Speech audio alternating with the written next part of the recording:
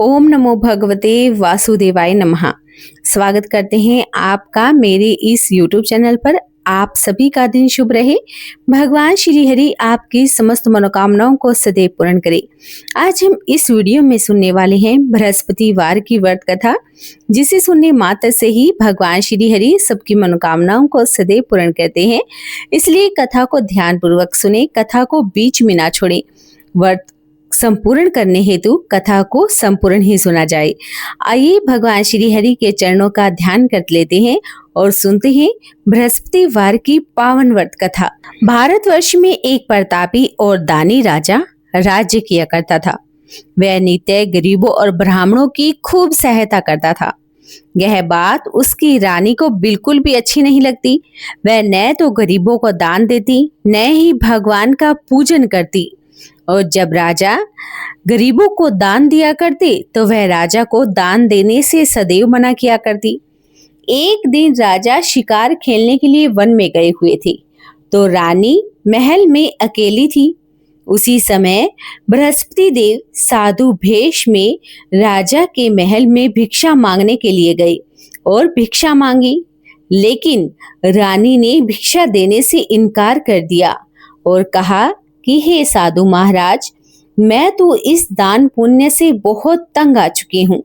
मेरा पति सारा धन लुटाते रहते हैं। मेरी इच्छा है कि हमारा सारा धन नष्ट हो जाए, फिर ना रहेगा बांस, ना बजेगी बांसुरी। साधु ने कहा कि देवी, तुम बड़ी विचित्र हो। धन और संतान तो सभी चाहते हैं, पुत्र और लक्ष्मी तो पापी के घर में भी होनी चाहिए। यदि तुम्हारे पास अधिक धन है तो भूखों को भोजन दे दो, प्यासों के लिए प्याऊ बनवा दो, मुसाफिरों के लिए धर्मशालाएं खुलवा दो। जो निर्धन अपनी कुंवारी कन्याओं का विवाह नहीं करवा सकते, तुम उनका विवाह ही करवा दो। और ऐसे कई काम हैं जिनके करने से तुम्हारा यश लोक परलोक में फैलेगा। परंतु रानी पर उपदेश का कोई प्रभाव नहीं पड़ा। वह बोली कि महाराज, आप मुझे ना समझाएं। मैं ऐसा धन नहीं चाहती जो मैं हर जगह पर बांटती फिरूं। साधु ने उत्तर दिया कि यदि तुम्हारी ऐसी ही इच्छा है तो तथास्तु। तुम ऐसा करना कि बृहस्पतिवार को घर लीपकर पीली मिट्टी से अपना सिर धोकर स्नान कर लेना, भट्टी चढ़ाकर कपड़े धो लेना। ऐसा करने से तुम्हारा सारा धन नष्ट हो जाएगा। इतना कहकर वह साधु महाराज तो वहां से आलोप हो गए। साधु के अनुसार कही बातों को पूरा करते हुए रानी को केवल 3 बृहस्पतिवार ही बीते थे कि उसकी समस्त धन संपत्ति नष्ट हो गई। भोजन के लिए अब राजा का परिवार तो तरसने लगा। तब एक दिन राजा ने रानी से कहा कि हे रानी, तुम यहीं पर हो, मैं दूसरे देश को जाता हूँ, क्योंकि यहाँ पर तो मुझे सभी लोग जानते हैं, इसलिए मैं यहाँ पर कोई छोटा कार्य तो कर नहीं सकता। ऐसा कहकर राजा तो परदेश को चले गए। वहां वह जंगल से लकड़ियां काट कर लाते, शहर में बेचते। इस तरह वह अपना जीवन व्यतीत करने लगे। इधर राजा के परदेश जाते ही रानी और दासी तो दुखी रहने लगे। एक बार जब रानी और दासी को 7 दिन तक बिना भोजन के रहना पड़ा, तो रानी ने अपनी दासी से कहा कि हे दासी, पास के ही नगर में मेरी बहन रहती है, वह बड़ी धनवान है, तू उसके पास जा और कुछ ले आ, ताकि थोड़ी बहुत गुजर बसर हो जाए। दासी रानी की बहन के पास गई। उस दिन गुरुवार का दिन था और रानी की बहन उस समय बृहस्पतिवार व्रत की कथा सुन रही थी। दासी ने रानी की बहन को अपनी रानी का संदेश दिया, लेकिन रानी की बड़ी बहन ने कोई उत्तर नहीं दिया। जब दासी को रानी की बहन से कोई उत्तर नहीं मिला तो वह बड़ी दुखी हुई और उसे क्रोध भी आया। वापिस आकर दासी ने अपनी रानी को सारी बात बता दी। सुनकर रानी ने अपने ही भाग्य को कोसा। उधर रानी की बहन ने सोचा कि मेरी बहन की दासी आई थी, परंतु मैं उससे कुछ बोली नहीं, इससे वह बड़ी ही दुखी हुई होगी। कथा सुनकर और पूजन समाप्त करके वह अपनी बहन के घर गई और कहने लगी कि हे बहन, मैं भगवान बृहस्पति देव का व्रत कर रही थी। तुम्हारी दासी मेरे घर पर आई थी, परंतु जब तक कथा होती है तब तक न तो बीच में उठते हैं न ही बोलते हैं, इसीलिए मैं कुछ नहीं बोली। कहो, तुम्हारी दासी क्यों आई थी? रानी बोली कि बहन, मैं तुमसे क्या छुपाऊं, हमारे घर में खाने तक तो अनाज नहीं है। ऐसा कहते कहते रानी की तो आंखें भर आई उसने दासी समेत पिछले 7 दिनों तक भूखे रहने की बात अपनी रानी को विस्तार पूर्वक सुना दी। रानी की बहन बोली कि देखो बहन, भगवान बृहस्पति देव सबकी मनोकामनाओं को पूर्ण करते हैं। देखो, शायद तुम्हारे घर में भी अनाज रखा हो। इतना कहते ही पहले तो रानी को विश्वास नहीं हुआ, पर बहन के आग्रह करने पर उसने अपनी दासी को अंदर भेजा तो सचमुच अनाज से भरा हुआ एक घड़ा मिल गया। यह देखकर दासी को बड़ी हैरानी हुई। दासी रानी से कहने लगी कि हे रानी, जब हमको भोजन नहीं मिलता था तब भी तो हम व्रत ही किया करते थे। क्यों न इनसे व्रत और कथा की विधि पूछ ली जाए ताकि हम भी व्रत कर सकें। रानी ने अपनी बहन से भगवान बृहस्पति देव व्रत के बारे में पूछा। उसकी बहन ने बताया कि बृहस्पतिवार के व्रत में चने की दाल और मुनक्का से भगवान विष्णु का केले की जड़ में पूजन करें, दीपक जलाएं, व्रत कथा सुने, पीला भोजन ही करें। इससे भगवान बृहस्पति देव अत्यधिक प्रसन्न होते हैं। व्रत और पूजन विधि बताकर रानी की बहन अपने घर को लौट गई। 7 दिन के बाद जब गुरुवार का दिन आया तो रानी और दासी ने व्रत रखा। गुड़साल में जाकर चना और गुड़ लेकर आई, फिर उससे केले की जड़ तथा भगवान विष्णु का पूजन भी किया। अब पीला भोजन कहाँ से लाए, इस बात को लेकर दोनों बड़े दुखी थे, क्योंकि उन्होंने व्रत रखा था, इसलिए भगवान बृहस्पति देव उनसे अत्यधिक प्रसन्न थे। इसलिए वे एक साधारण व्यक्ति का रूप धारण करके 2 थालों में पीला सुंदर भोजन उनको देकर चले गए। भोजन पाकर दासी बड़ी प्रसन्न हुई और फिर रानी के साथ मिलकर उसने भोजन ग्रहण किया। उसके बाद वे सभी गुरुवार को व्रत और पूजन करने लगे। भगवान बृहस्पति देव की कृपा से उनके पास फिर से धन संपत्ति आ गई, परंतु रानी फिर से पहले की तरह ही आलस करने लगी। तब दासी बोली कि देखो रानी, तुम पहले भी इसी प्रकार से आलस करती थी।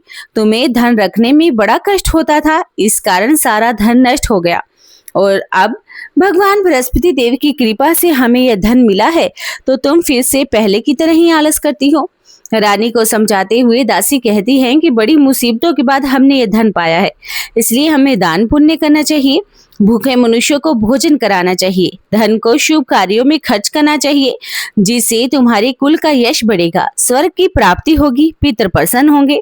दासी की बात मानकर रानी अपना धन शुभ कार्यों में खर्च करने लगी, जिससे पूरे नगर में उसका यश फैलने लगा।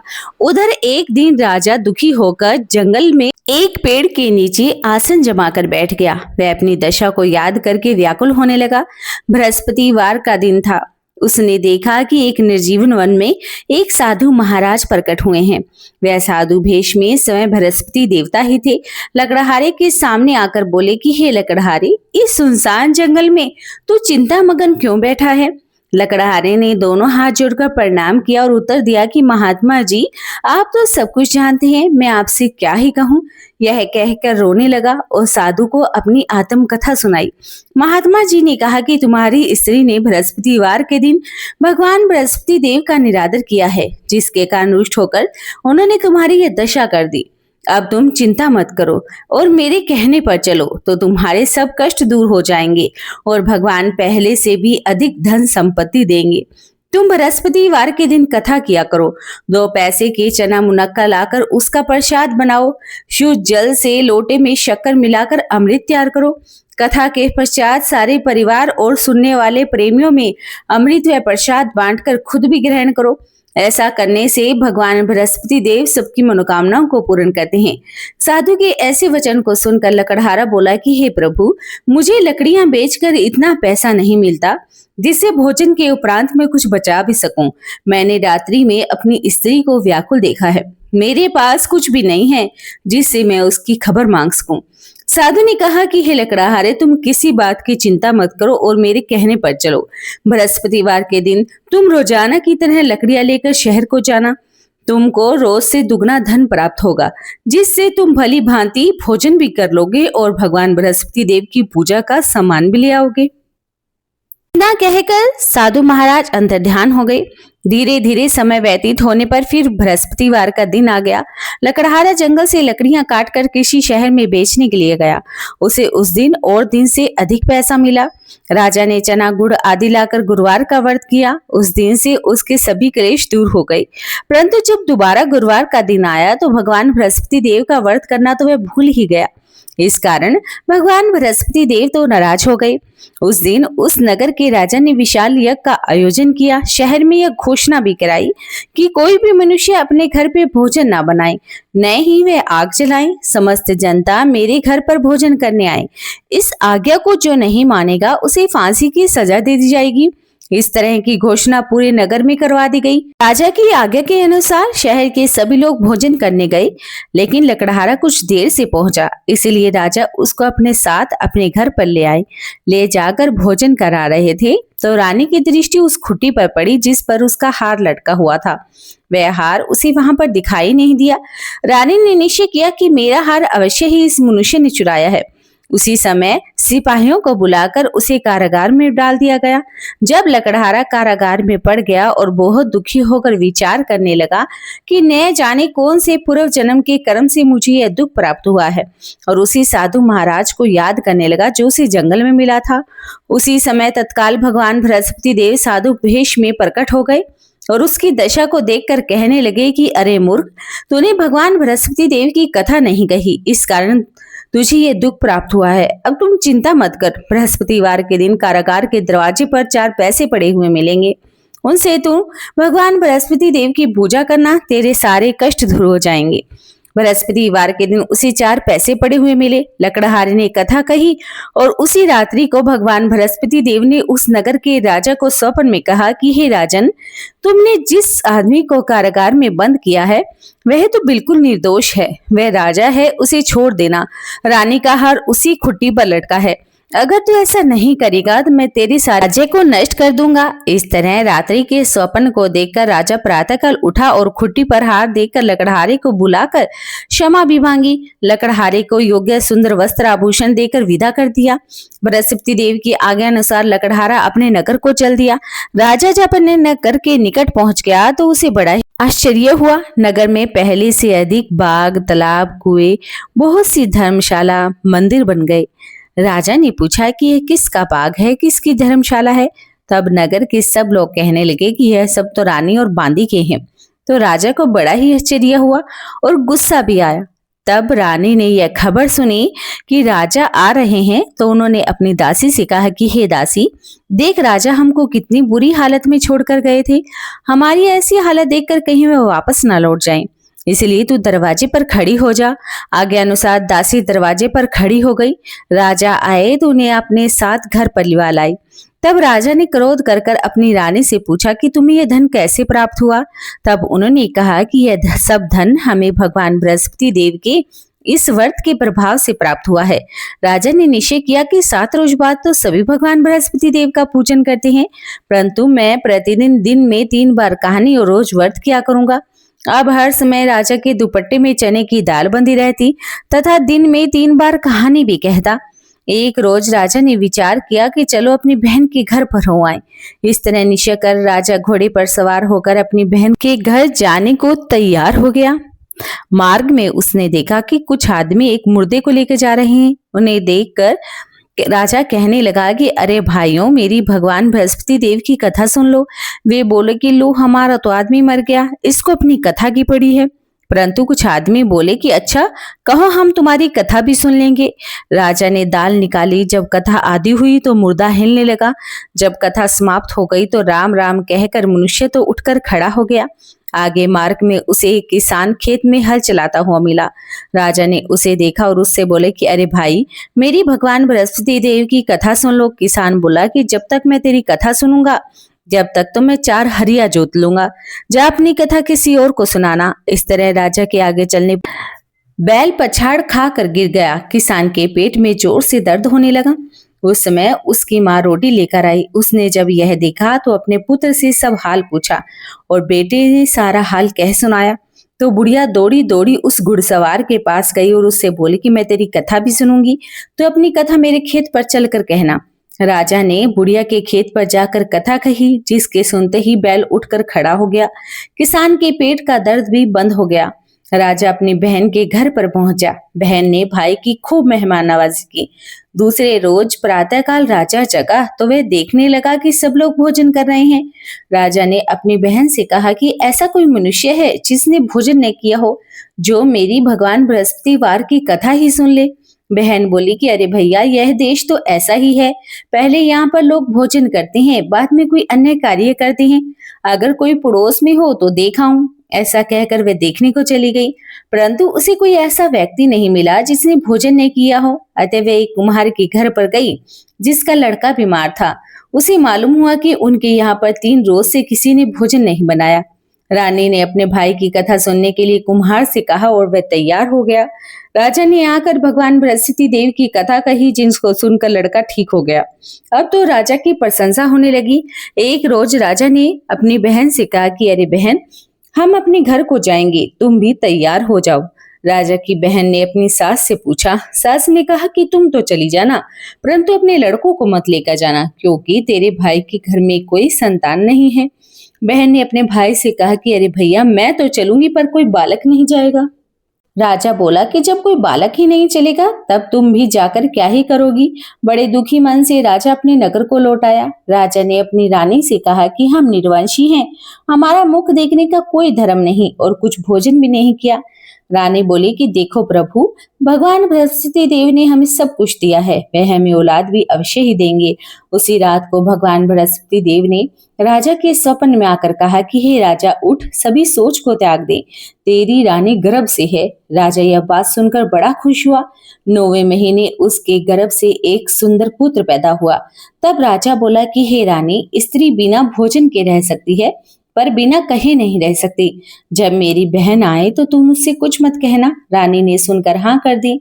जब राजा की बहन ने यह शुभ समाचार सुना तो वह बड़ी खुश हुई और बधाई लेकर अपने भाई के घर पर आ गई।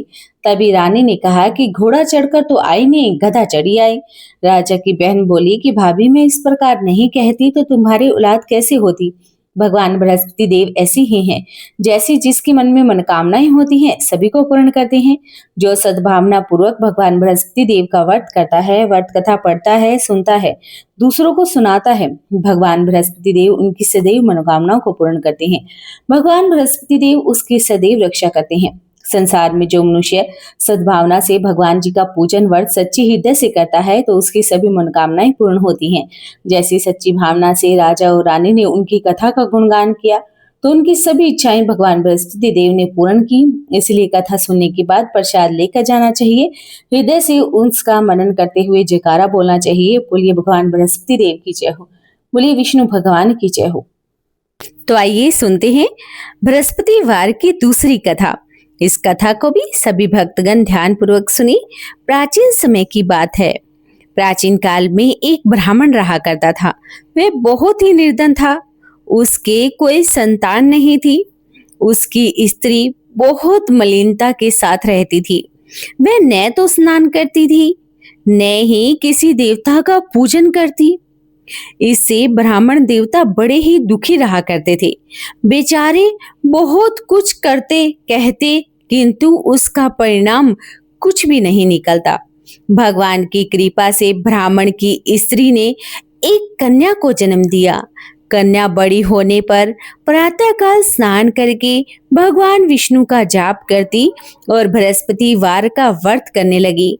अपने पूजन पाठ को समाप्त करके विद्यालय जाते वक्त अपनी मुट्ठी में जौ भर कर ले जाती और पाठशाला के मार्ग में डालती हुई जाती। तब ये जौ स्वर्ण के हो जाती तो उसे लौटते समय उसे बीन कर अपने घर पर ले आती।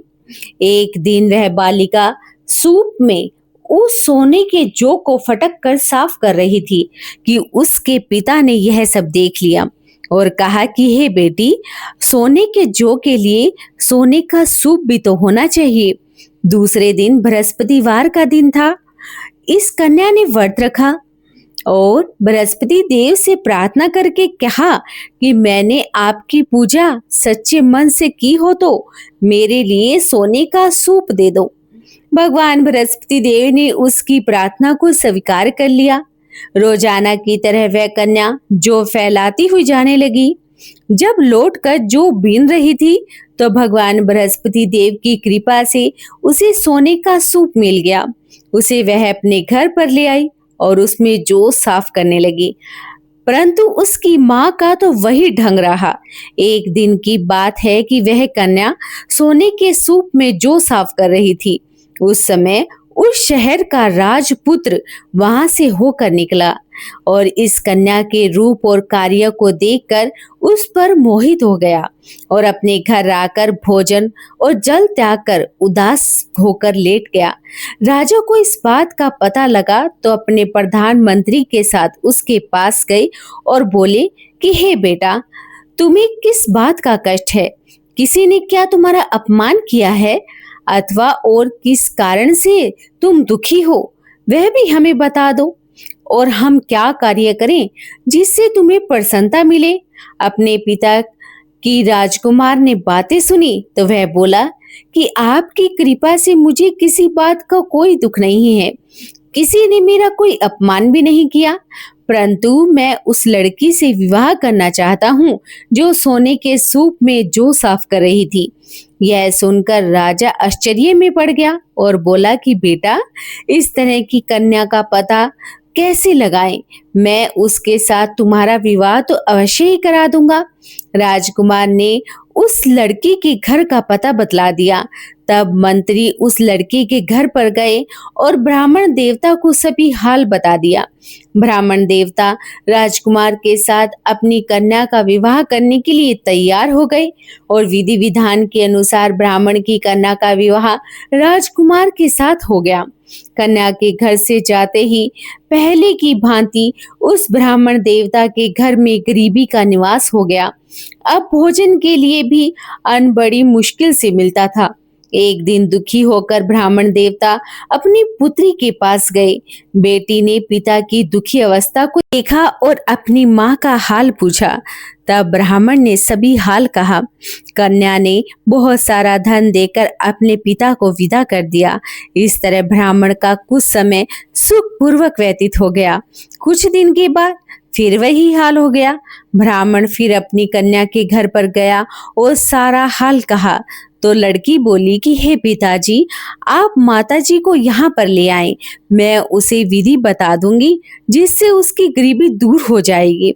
वह ब्राह्मण देवता अपनी स्त्री को साथ लेकर पहुंचे तो अपनी माँ को वह समझाने लगी कि हे माँ, तुम प्रातःकाल प्रथम स्नान आदि करके भगवान विष्णु का पूजन करो, सब तरह की दरिद्रता का नाश हो जाएगा। परंतु उसकी माँ ने उसकी एक बात नहीं मानी और प्रातःकाल उठकर अपनी पुत्री के बच्चों का झूठन खाने लगी। इससे उसकी पुत्री को बड़ा ही गुस्सा आया और एक रात को कोठरी से सारा सामान निकाल दिया और अपनी माँ को उसमें बंद कर दिया। प्रातःकाल उसे निकाला और स्नान आदि करके पूजा पाठ करवाई। इससे उसकी माँ की बुद्धि एकदम ठीक हो गई और फिर प्रत्येक बृहस्पतिवार को व्रत रखने लगी। इस व्रत के प्रभाव से उसके माँ बाप बहुत ही धनवान और पुत्रवान हो गए और बृहस्पति देव भगवान के प्रभाव से वे इस लोक के सुख भोग कर अंत में स्वर्ग लोक को पहुंच गए। तो बोलिए भगवान श्री हरि की जय हो, बोलिए विष्णु भगवान की जय हो। ये सुनते हैं भगवान श्री हरि की आरती। ओम जय जगदीश हरे, स्वामी जय जगदीश हरे। भक्त जनों के संकट, भक्त जनों के संकट क्षण में दूर करे। ओम जय जगदीश हरे। जो ध्यावे फल पावे, दुख बिन से मन का, स्वामी दुख बिन से मन का। सुख संपत्ति घर आवे, कष्ट मिटे तन का। ओम जय जगदीश हरे।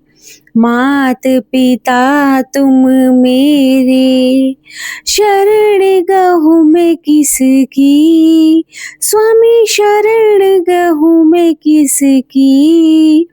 तुम बिन और ना दूजा, तुम बिन और ना दूजा, आस करूँ मैं जिसकी। ओम जय जगदीश हरे। तुम पूर्ण परमात्मा, तुम अंतर्यामी, स्वामी तुम अंतर्यामी, पार ब्रह्म परमेश्वर, पार ब्रह्म परमेश्वर, तुम सबके स्वामी। ओम जय जगदीश हरे। तुम करुणा के सागर, तुम पालन करता, स्वामी तुम पालन करता। मैं मूरख फल कामी, मैं सेवक तुम स्वामी, कृपा करो भरता। ओम जय जगदीश हरे। तुम हो एक अगोचर, सबके प्राणपति, स्वामी सबके प्राणपति। किस विधि मिलूं दया में, किस विधि मिलूं दया में, तुमको मैं कुमति। ओम जय जगदीश हरे। दीन बंधु दुख हरता, तुम ठाकुर मेरे, स्वामी तुम ठाकुर मेरे। अपने हाथ उठाओ, अपने शरण लगाओ, द्वार पड़ा तेरे। ओम जय जगदीश हरे। विषय विकार मिटाओ, पाप हरो देवा, स्वामी पाप हरो देवा।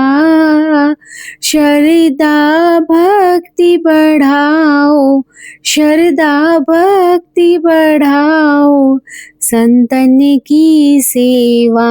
ओम जय जगदीश हरे।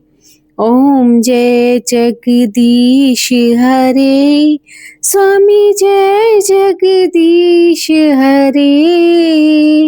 भक्त जनों के संकट, दास जनों के संकट, क्षण में दूर करे। ओम जय जगदीश हरे। स्वामी जय जगदीश हरे। बोले विष्णु भगवान की जय हो। अगर आपको हमारे इस YouTube चैनल की ये कथा पसंद आई हो तो चैनल को सब्सक्राइब करना ना भूलें, वीडियो को लाइक और शेयर ज़रूर कर दें। आपसे हाथ जोड़कर प्रार्थना है कि कमेंट में ज़रूर लिखें, जय हो भगवान विष्णु की।